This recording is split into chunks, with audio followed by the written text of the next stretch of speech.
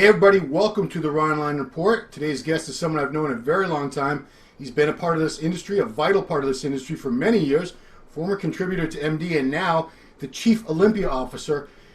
Joining us is Dan Solomon. How are you, Dan? Man, I'm doing good. It's been a heck of a week, though, I'll tell you. There's so much going on around this industry, of course, around the Olympia, and you guys over at MD are doing a good job of keeping everybody apprised of everything. And Ron, congrats on the growth of this show. I know this is something that you started, kind of on a small scale, and it continues to grow. So well done. Yeah, I think I stole the idea from you and Bob Chick, actually. But where's my royalty check? It's in the mail. It's in the mail. So I'm going to lead off with the elephant in the room rather than wait, because everyone's going to be, why aren't you talking about it? So our reigning Mr. Olympia, Shawn Rhoden, as everyone knows by now, he was charged with the crime with 3 felony counts. This was almost two weeks ago now. And, I want to ask, first of all, what was your initial reaction? I'm sure you were just in shock like the rest of us. Yeah, let me tell you something. And it's funny, I've heard all the different opinions about this topic, and, we've received all sorts of thoughts on the developments surrounding Shawn. For starters, let's be clear about one thing. As somebody whose job it is to promote the event, to market the event, to develop the business of the Olympia, you can be sure that not having the reigning, defending Mr. Olympia champion in this year's Mr. Olympia is incredibly disappointing. I think, I'm first and foremost, I'm a bodybuilding fan. I love this sport. I love the Olympia. I love seeing the best of the best on that stage, and we have incredible plans for this year from a staging and production standpoint. And for me, and I think for all of us tied to the Olympia, it's a significant disappointment. It's a significant blow to sort of our expectations of what we were hoping would play out with regards to Shawn being there to defend his title. Unfortunately, circumstances developed, and that, as it turns out, does not appear to look like it's going to be the case, barring some other developments that that could come in. But this is it's incredibly disappointing to everybody tied to the Olympia, everybody who cares about bodybuilding, that the reigning Mr. Olympia won't be on that stage. Yeah, I just have to address, there's conspiracy. Every time anything happens, I have to hear all the conspiracy theories. Everyone on Instagram and Facebook is an expert, and they were saying things like, well, this is, AMI's behind this, the Olympia's behind this. I'm like, you people are crazy. You really think they would want something like this happening so close to the Olympia with the reigning champion? That's utterly, utterly ridiculous. I'm sure you must have heard some of those echoes. Of course. Yeah, and it's disappointing. Look, the Olympia is a very multi-layered, very large-scale production. So on a day-to-day basis, my focus is on things that go well beyond the lineup of one division within the contest. There's, we have an expo that 75,000 people will head to the Las Vegas Convention Center, and there's many activities and events that will be a part of this year's Olympia Expo. There's 8 Olympia divisions, actually 9 if you count the wheelchair Olympia, which we're really excited to have back this year. So there's so much going on. But yeah, of course, all eyes are on the Mr. Olympia and, of course, the reigning champ. And this story certainly, warrants a lot of attention because it's troubling on many levels. And, but for us, we're trying to just focus on putting on the best production that we can. And we have a lot of big things planned. But, you're sure that it definitely has made things very challenging because, even from a marketing and a promotional standpoint, there's lots of really exciting, positive things that we want to talk about, that we want to put out there.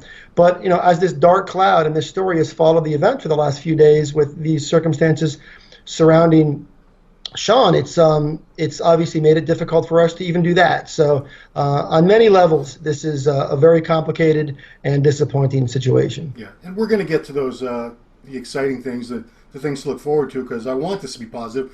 I'm a bodybuilding fan. I've been going to Mr. Olympia since 1991. I love the show. It's the highlight of our year. It's our Super Bowl. This is what we look forward to, and it builds up to all year long. So, I want to see it be another success, of course. But the one other aspect to it that I really brought you on to address, of course, is the day after the charges were filed by the state of Utah, AMI and David Pecker issued a press release that was posted to the effect that Shawn was going to be ineligible for the Mr. Olympia contest and ineligible for future Mr. Olympia competitions, which immediately a lot of people were up in arms about. But I wanted to have someone who was an employee of AMI, who knows the background and the can really explain the rationale behind that decision, because we have not heard anything since that press release. So here you are, Dan. Please help us understand. Yeah, so obviously this thing comes in, and I'm glad you mentioned that. So David Pecker is the chairman and CEO of American Media. American Media, of course, owns the Olympia. Yeah. And when this thing played out, David spent a lot of time looking very closely at all the circumstances, and there was a couple things that were just unavoidable, and that is the fact that a law enforcement agency conducted a fairly lengthy investigation and issued a warrant for Shawn's arrest. Right. And when that happened, and along with, at the time, a $750,000 bail was set in the case. So that was the information that was in front of David, along with a myriad of information tied to the case that he looked at closely. And I know one of the first things that he did was there's a playbook for this to some extent. And by that, what I mean is he reached out to owners of sports teams.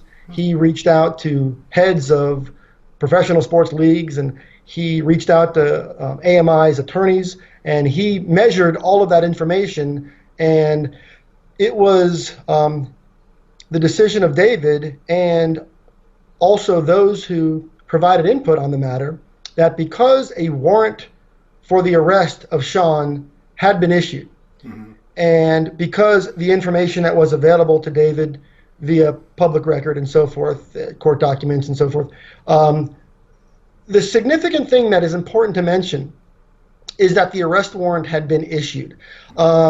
We've heard a lot of talk about the concept of innocent until proven guilty, and there's nobody who believes that and subscribes to that more than I do. I think we all, that's a fundamental thing we all believe in, and I certainly do. I know you do, Ron. I know most of the bodybuilding public feels that way as well.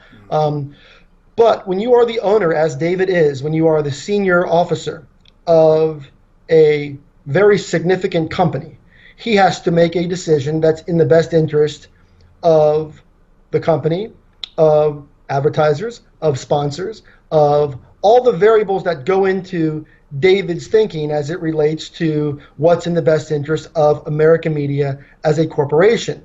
And all the advice that was provided, all the insight that was provided, all the information that was provided on this matter, specifically the warrant that was issued for the arrest in this particular case, led David to the decision that until this matter is resolved, that Shawn Rhoden will not compete in the 2019 Olympia. I've heard people talk that a lifetime ban there was no lifetime ban that was issued.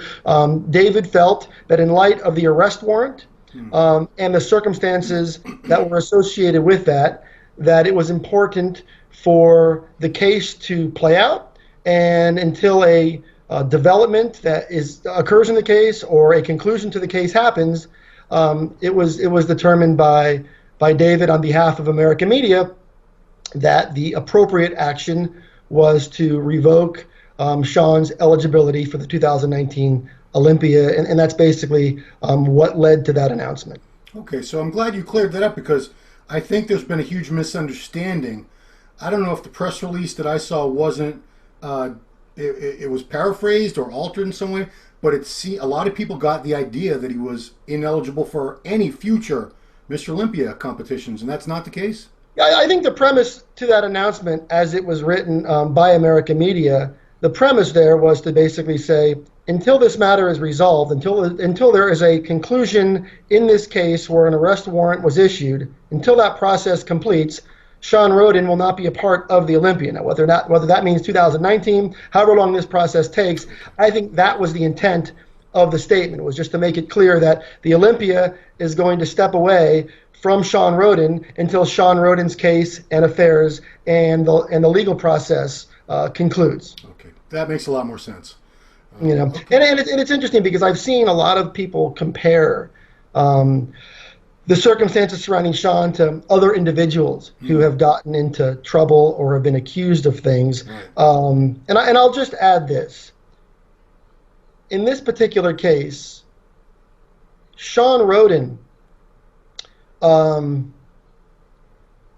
was told that he can't do this contest because of the arrest warrant, because law enforcement conducted an investigation and an arrest warrant was issued by that law enforcement agency. That's why Shawn has been asked to not do this year's Olympia. I know there are other stories and other circumstances out there surrounding other athletes, but to our knowledge, they are warrants weren't issued for the arrests of those individuals, and those individuals aren't necessarily competing in this year's Olympia. Now, I think everything has its own circumstances. I think also the nature of the crime. I will be completely honest with you. The crime, in this case, that Shawn has been accused of, I can tell you that we have a chairman who is highly sensitive to any feeling that there isn't proper sensitivities paid to women in instances like this. And I know that's something that that played heavily into this process as well. So there's a lot that goes into this, but at the end of the day, the issuance of the arrest warrant for a person who was committing to compete in this contest, which is owned by American media, ultimately led David to making that decision. Okay.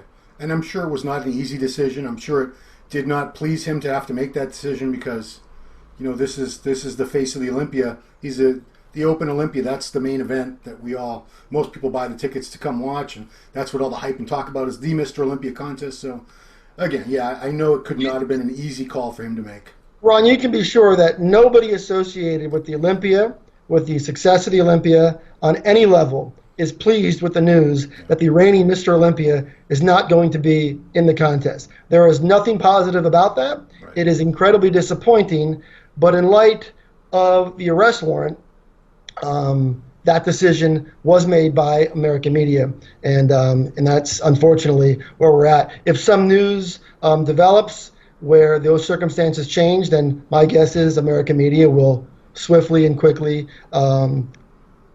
revise its position. But I do know that a lot of examination was paid to, I guess you can say, similar circumstances where arrest warrants were issued in other sports, in other events, and how those matters were handled. And I'm not going to start getting through the litany of all those. I'm not going to do that. I'm not going to say, well, this is how that was handled. But I do know that was a big part of the thinking and what led AMI to making that decision. Okay. All right. Well, let's switch gears, please. I never really found out. I never heard the story of how you came to be the Chief Olympia Officer. Yeah, you talked about something kind of coming out of left field, man. So last year's Olympia ended, and I got a call from some folks over at American Media just kind of picking my brain on some creative ideas, some production ideas, marketing ideas, business development ideas for the Olympia as a brand, as a property of American Media.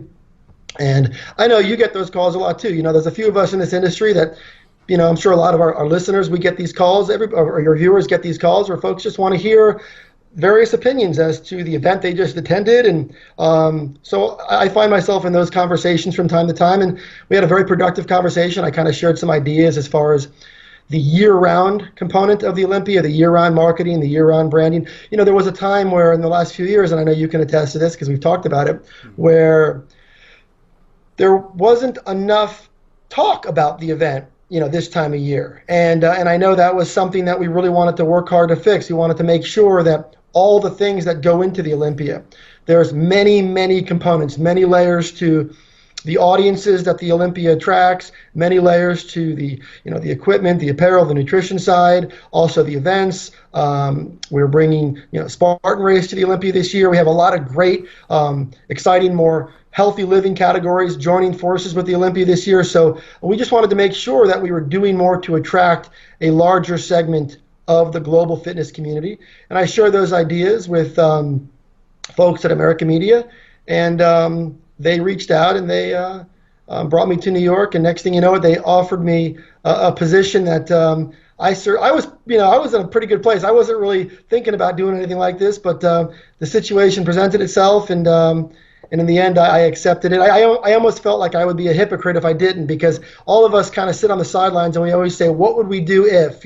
I'd love to change that. I'd love to kind of develop this part of the event, and I figured when I was given the opportunity to do so, I had a responsibility to kind of do it and give it a shot, and so far it's been real positive. We have a great team. We brought in some very talented people to kind of help us develop certain areas of the event. Tamer Algindi is our producer for the weekend, very prominent fixture out on the West Coast. Angelica Nebbia, our Olympia coordinator, she's come on, and she's also an athlete, so she understands a lot of what is what is important, what the athletes look for, and also what the fans look for. So we have a great group of people that oversee our expo, oversee our production, oversee really all facets of the Olympia, and the Olympia is very much a team effort, and everybody's working incredibly hard. But the way the job presented itself, it just kind of landed on my desk, and I decided to give it a shot. And I really think when you guys get there this year, I think it's going to feel a little bit different. I think there's going to be a slightly different energy. I think things will look and feel a little bit different. Look, the folks who came before me, Robin Chang and Maria, and some folks who've been involved in the Olympia, they did a tremendous job sort of laying the foundation to develop the Olympia, to grow it on many levels. Robin's an exceptional event executor of a weekend. He does a great job, and I know he's still very involved working with Jim Mannion and the NPC and the IFBB's Pro League. So, but this is something that we're excited to do, and it's just a slightly different focus, and I think when you guys get out to Vegas, you'll see it. Yeah. So I'm curious to what kind of ideas you had ideas originally, and that's probably part of the reason that they offered you this position. What were some of the things that you've been looking at the Olympia where you thought maybe we could do this, maybe we could do that to make it better? Well, I think a lot of it started with bringing people back closer to the event. There was a lot of folks who had been a part of the Olympia story for a very long time, and had kind of become distant from that process. So one of my first objectives was to just bring some folks back to the Olympia family, guys like Jay Cutler, a handful of other celebrities. We're excited to work this year with Mark Wahlberg and his team, and a handful of other folks that we're expecting to really kind of raise the bar this year in terms of some star power. But that was the first thing that I wanted to do. I wanted to make sure we reconnected with the people who helped build the Olympia story, and who helped make the Olympia special.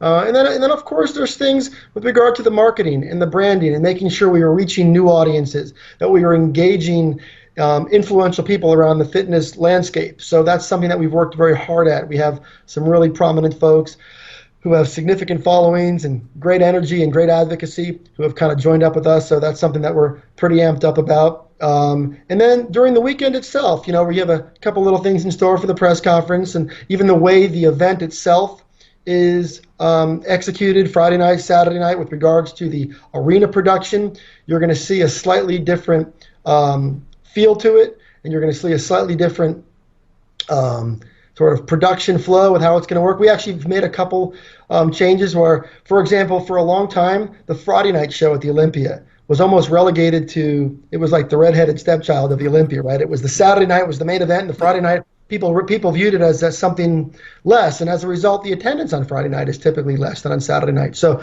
one of the things that our team worked on is figuring out ways to raise the production and the importance of Friday night. So one of the things that we did to that end is the 212 division, which is a division that we love. We're very fond of it. It's very popular. Yeah. We decided to have the finals of the Friday night show, of the finals of the 212 division are now going to be on Friday night. So the Friday night show is going to end with the crowning of the 212 champion. And we thought, what a great opportunity it is to kind of make the 212 guys sort of on some level a real high-profile part of the Friday night production. So that way when the Friday night show ends, and for the next 24 hours, that 212 champion is going to be the talk of Las Vegas. Where in years past, we would crown the 212 champion on Saturday night. 45 minutes later, we'd crown Mr. Olympia, and it was almost relegated to the back page before you can even blink. Right. So now we're giving the 212 champions their moment in the sun. where they deserve, and we're doing some things to try to elevate that. We're also doing some things with the prize money. I can tell you it was very important to AMI, very important to our chairman, very important to everybody involved in the Olympia to create more prize money for the women's divisions. The gap between the men and the women is obnoxiously large, and so we're trying to do some things to sort of make the winners of those women's divisions, the bikini, physique, fitness, figure, and so forth, make those divisions more lucrative, especially for the championship checks. We think they deserve it. They work very hard, and what we're seeing is over the course of time, we're seeing that more and more people are coming to the Olympia to watch the women. The women inspire people. The women have big fan bases. Initially, they were kind of viewed as sort of a warm-up act, but we're starting to see more and more traction on the women's divisions. We think they deserve it, so we're going to go ahead and provide more prize money on the women's divisions. We'll make some of those announcements soon, but we're excited to do that. And there's a handful of things that we're doing, but you'll see it all in the coming weeks. Excellent. I have to bring this up because you said women's division, and I know Wings of Strength is becoming involved. I believe were they one of the title sponsors? Wings of Strength is the presenting sponsor of this year's Olympia. Yep. Okay, so the big question on everyone's mind is, you're in charge now. You could make this happen. Maybe next year, year after. Could we see the Ms. Olympia come back? Well, I can tell you there's some talk about it. I can tell you also that Jake Wood, who is the head of Wings of Strength, as you know, he's a tremendous advocate, really for the women's side of the sport across the board. It's not just women's bodybuilding, but Jake cares deeply about women's bodybuilding. It's sort of the thing that came into this community. Has done a tremendous job turning Wings of Strength into something pretty significant in his support of the Olympia. I can tell you he does have big plans. The Miss Olympia topic has come up. We're not ready to make any decisions or announcements, but I can tell you there's a lot of whispers and conversations happening about that very topic, Ron. So whether or not that plays out, we'll let you guys know. Certainly no later than this year's Olympia. Perhaps there'll be an announcement at the podium. Maybe there'll be an announcement prior to that. We'll see. But I know the Miss Olympia is on a lot of people's minds. And credit to the Wings of Strength folks for really doing their part to bringing that to the forefront and getting people talking about women's bodybuilding in a positive way again. So credit to them for that. Yeah, Jake is doing because I go to most of the Tim Gardner shows. And Tim's one of the few promoters who always has women's bodybuilding. It's because of Wings of Strength. They're a big part of that, and it's been I'm seeing it make a good comeback. I do see more audience attendance. I see more interest in it. So yeah, I'm looking forward to any kind of announcement you have on that subject. Couple just about the Mr. Olympia and the hype and everything. A couple guys that everybody wants to see in the show. And I don't know what you can say or can't say, but everybody wants to see Phil Heath come back. And everybody wants to see Kai Green come back. Can you make any comments as to the likelihood of either one of those men? Yeah, look, I feel like I owe it to bodybuilding fans to be as candid as possible. We've reached out to Phil, or we'll start with Kai. We've reached out to Kai. We had a meeting with Kai. Yeah. I thought it was a very productive meeting. We made it very clear to Kai Green that we very much would love to figure out a way to create a path for him to come and compete at this year's Olympia and go through whatever process that requires. Look, Kai Green's a very popular bodybuilder. He's somebody that I love watching compete. I know everybody else does, and I would love to have him compete at the Olympia. Kai is very aware of our feelings on that topic. Kai knows that we very much want him there. I also know that Kai is an extremely busy person. He has a lot going on in his life, a lot of different projects. His priorities, the things that are important to him, are not the same priorities that somebody else might have. So I always say, until you walk in a man's shoes, you just don't know. And for Kai, doesn't appear that he is interested at this point in competing. He has given me no indication that that's something that's going to happen. But certainly Kai knows how to reach me, and Kai knows how to reach many members of our Olympia team. And if that's something that Kai wants to have a conversation about, by all means, it's something that we would love to see happen because, look, at the end of the day, we do this because we want to make the most exciting production possible. And an Olympia with Kai Green is a more interesting event than an Olympia without Kai Green. I will also say an Olympia with Phil Heath is also a better Olympia than an Olympia without Phil Heath. Phil Heath has a chance to become an 8-time Olympia champion. Anybody out there would love to see him take a run at that. Whether you like Phil or whether you don't like Phil, Phil is one of the greatest bodybuilders of all time, and we would all love to see Phil Heath compete for another Sandow Trophy. I do know that Phil also has a lot going on. I just heard he launched a supplement line, and we wish him well with that. I think he's going to do great. Phil is somebody who's got a very savvy, business head on his shoulders. He's very bright. He knows his career path. He's managed his career in a way that works for him. And I'm in no position to tell anybody what they should do. But we did reach out to Phil. Phil was sent his Olympia contract, like every other qualified athlete would be sent an Olympia contract. As of now, there is no announcement that he's going to compete in the event. Ultimately, we would love for Phil to compete in this year's Olympia. But there's no news on that. I know as much as you do, to be quite honest. I mean, he's looking pretty good. That's all I can say. Yeah, I saw some pictures. He was doing a tour with Giles out there in the UK, and Giles, and he was looking full, Giles. and he looks like a little cardio, and he could be ready to take a run at number 8. He certainly could. Okay. Now, Deanna, where can people? The website I always go to is MrOlympia.com. Is that the best place for people to get information on how to get there, tickets, schedule, all that? Yeah, MrOlympia.com's got tickets. It's got event information. It's got schedules. There's a few, when I say a few, I mean like 15 VIP packages left. We're down to the very end of the inventory. All the gold VIPs are long gone. We have a few VIPs in the silver category left. Those will be sold out soon. Of course, you can buy tickets to the arena finals. You can also get your expo tickets at MrOlympia.com. And I know you guys are going to be out there from MD. I did catch up with Steve Bleckman last week, and I was excited to hear that he and Elise will be coming to the Olympia this year. So, look, I spent 5 years working with you guys at MD, and I've had nothing but positive things in my experience with you guys. And Ron, I always say there's nobody in this industry that deserves a raise more than Ron Harris. And I always joke that when MD comes out every month, you shouldn't put your name as the writer of every individual article. Your name should be on the front of the magazine, and it should just say, "By Ron Harris," because you do a lot to make that magazine go. And I got to tell you do a great job. You are the hardest working writer in this business, hands down. There's not even a close second on that. So keep doing it, man. You're doing great. I have to mention, just because you said that, it's a team effort. We have Alan Golnick, the editor, Alan Dietrich, graphics, Angela Frizzoloni selling ads. Steve he's a workaholic. I don't put the hours that man puts in.